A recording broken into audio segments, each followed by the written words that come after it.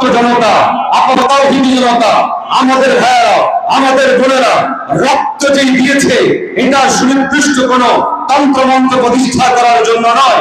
ইদানিংকাল আওয়াজ শোনা যাচ্ছে আবার সেকুলারকে প্রতিষ্ঠা করা হবে, রবীন্দ্রনাথকে আবার উচ্চতর জায়গা আসন করার জন্য চেষ্টা করে যাওয়া হচ্ছে।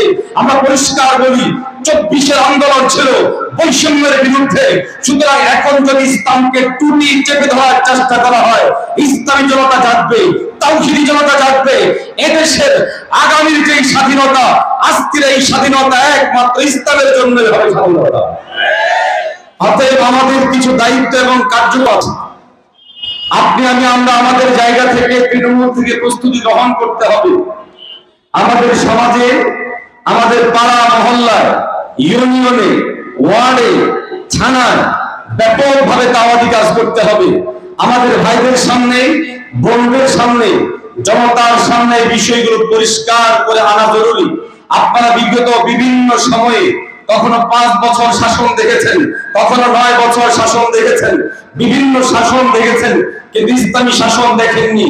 একটিবারের জন্য আসুন, হাতে হাত মিলায়, বুকে বুক মিলায় দীপ্ত শপথ গ্রহণ করি, ইসলামী শাসন প্রতিষ্ঠা করি। আমরা পরিষ্কার ভাবে বলতে পারি, ইসলামী শাসন যদি প্রতিষ্ঠা হয়, চুরি কমবে, ডাকাতি কমবে, খুনি কমবে, অত্যাচার কমবে, নিপীড়ন কমবে এবং সর্বোপরি দেশ একটা শান্তির দেশে পরিণত হবে। অতএব এই দাওয়াত ব্যাপকভাবে ছড়িয়ে দিতে হবে, জনতার মাঝে এই আহ্বান ছড়িয়ে দিতে হবে। আমাদের অনেক ভাইয়েরা, অনেক বোনেরা, অনেক মায়েরা, তাদের মধ্যে এই ভুল তথ্য ছড়িয়ে দেওয়া হয়েছে, যদি ইসলামী শাসন প্রতিষ্ঠা হয় তাহলে তোমরা আর ঘর থেকে বের হতে পারবে না। যদি ইসলামী শাসন প্রতিষ্ঠা হয়, যাদের দাড়ি নাই তাদেরকে এই করা হবে। ইসলামী শাসন প্রতিষ্ঠা হলে এমন এমন আজগবি কথা বলে যেগুলো ইসলামী শাসনের সাথে সম্পৃক্ত না। আমরা পরিষ্কার ভাষায় বলছি, ইসলামী শাসন মানে কারোর উপর কোনো জিনিস চাপিয়ে দেওয়া না, বরং ইসলামী শাসন ঐতিহাসিকভাবে প্রমাণিত একটা বিষয় হলো, ইসলামী শাসন পৃথিবীতে যতদিন পর্যন্ত ছিল, মানুষের স্বাধীনতা ছিল, স্বাধিকার ছিল, কথা বলার অধিকার ছিল, মানুষ সর্বোপরি মন খুলে বলতে পেরেছে, হাসতে পেরেছে, চলতে পেরেছে। অতএব আমরা দৃঢ়তার সাথে বলতে পারি, শান্তি যদি থাকে সেটা ইসলামেই আছে, এর বাহিরে শান্তির কথা কল্পনাও করা যায় না। আজকে আমি শেষ করব ছোট্ট একটা উপমা উদাহরণ দিয়ে। আমাদের দেশের উপরে সর্বোচ্চ পরিমাণ আগ্রাসন যাদের, স্বাধীনতা পরবর্তী এই 52-53 বছর পর্যন্ত যারা আমাদের দেশকে চুষে খেয়েছে, ভারত তার হাজার হাজার কোটি টাকার প্রজেক্ট এখানের মধ্যে সেটিং করে প্রতিদিন এখান থেকে শত কোটি টাকা নিয়ে যেত।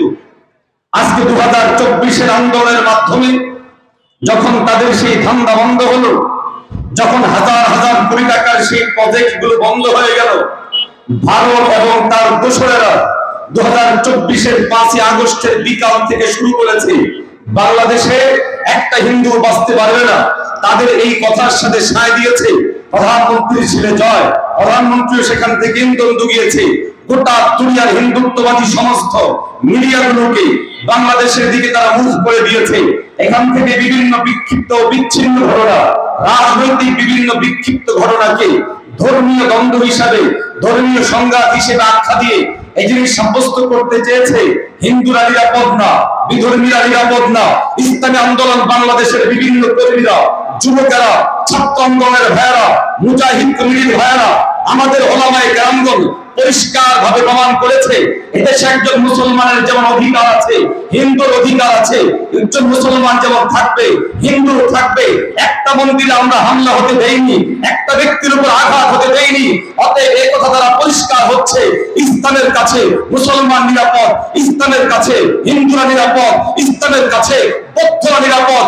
যে বা যারা একের পর এক মিথ্যাচার চালিয়েছিল, এদেশে হিন্দু থাকবে না, বৌদ্ধ থাকবে না, তাদের মুখে চুনকালি পড়েছে। আগামীর বাংলাদেশ প্রতিষ্ঠা করে আমরা এই কথা প্রমাণ করতে চাই, এদেশে যদি ইসলাম প্রতিষ্ঠা হয়, নারীদের অধিকার প্রতিষ্ঠিত হবে, হিন্দুদের অধিকার প্রতিষ্ঠিত হবে, মুসলমানদের অধিকার প্রতিষ্ঠিত হবে। সোনার বাংলাদেশ প্রকৃত অর্থেই সোনার বাংলাদেশ হবে। অতএব আপনাদের প্রতি একটা উদাত্ত আহ্বান থাকবে, দাওয়াতি কাজ ব্যাপকভাবে চালাতে হবে।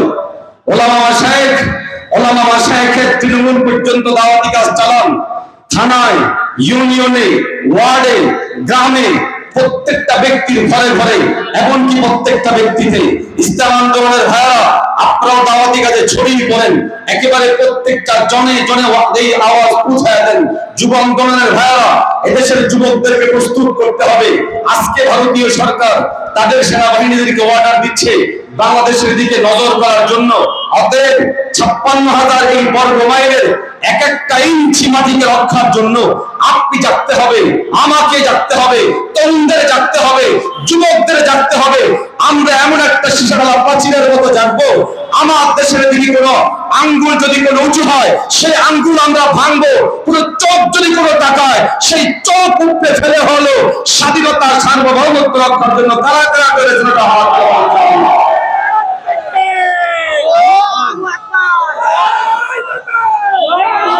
অতএব এই সময় আমাদের বসে থাকার আর বিন্দু পরিমাণ সময় নেই।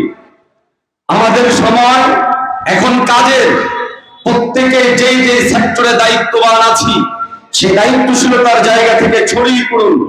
সমাজের মধ্যে লুকিয়ে থাকা বিভিন্ন জ্ঞানীদেরকে বের করে আনুন, ইঞ্জিনিয়ারদেরকে আনুন, ব্যারিস্টারদেরকে আনুন, বুদ্ধিভিত্তিক কাজ করতে পারে এমন ভাইদেরকে আনুন, সমাজ বিনির্মাণ করতে পারে এমন ভাইদেরকে আনুন, লিস্টি করুন।